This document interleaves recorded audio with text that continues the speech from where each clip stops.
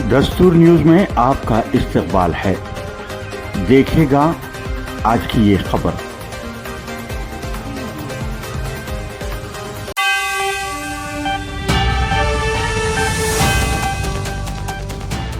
पीने के पानी की फराहमी पर खुसूसी तवज्जो दें।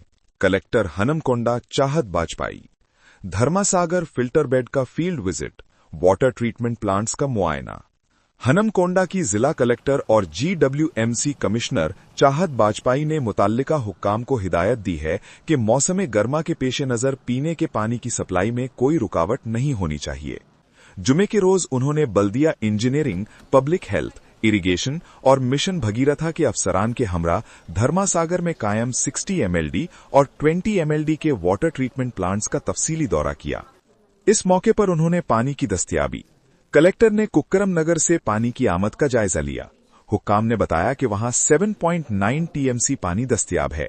कलेक्टर ने वाजे किया कि अगर रिजर्वायर में 1 TMC पानी का जखीरा मौजूद रहे तो ये शहर की जरूरियात के लिए कम से कम 3 माह तक काफी होगा। उन्होंने GWMC इंजीनियर्स को हिदायत दी कि शहर के पुराने वाटर ट्रीटमेंट प्लांट्स की मरम्मत और बहाली के इम्कानात पर काम करें ताकि सप्लाई मजीद बेहतर हो सके। उन्होंने इरिगेशन फेज 3 के तहत देवादोला से धर्मसागर तक पानी पहुंचने के अमल और उसकी मिकदार का मुआयना किया गया। कलेक्टर ने लेबोरेटरी का खुद दौरा किया और पानी की सफाई यानी प्योरिफिकेशन के अमल और मयार की जांच की गई। उन्होंने रिकॉर्ड बुक का मुआयना करते हुए पानी के मयार पर समझौता न करने की ताकीद की। इस दौरे में कलेक्टर के हमरा मिशन भगीरथा के EE रामानंजनेलू, NIT के साबिक professor doctor Panduranga Rao, irrigation EE Mangilal और बल्दिया इंजीनियरिंग के दीगर आला ओहदेदार मौजूद थे। मजीद खबरों के लिए देखते रहिए दस्तूरन्यूज.com।